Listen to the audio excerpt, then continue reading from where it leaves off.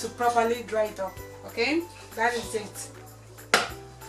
So guys, to make sure my bornvita is really dry, I'm just going to stir it while it's inside.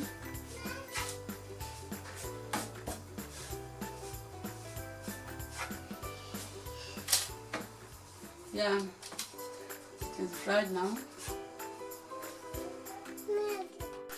So guys, this is my bornvita tea. It is ready to be stored in a dry container.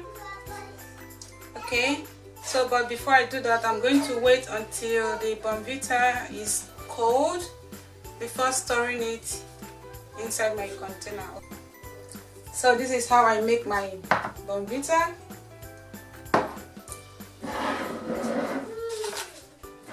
Okay, so get hot water. I don't know if you can see it. This is how we make our bornvita. Okay,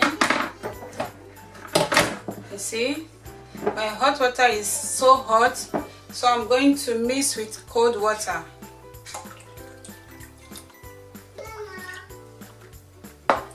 And here is the milk I already used in processing my bornvita.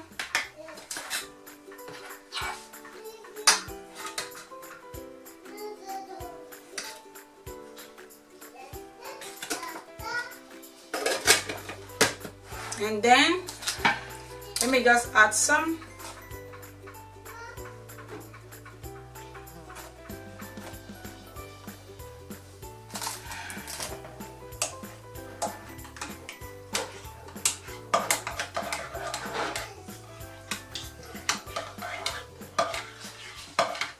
You can see it.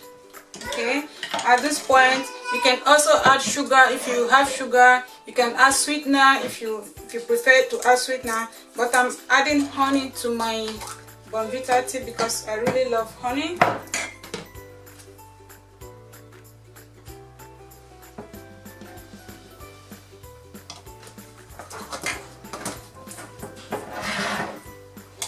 Okay.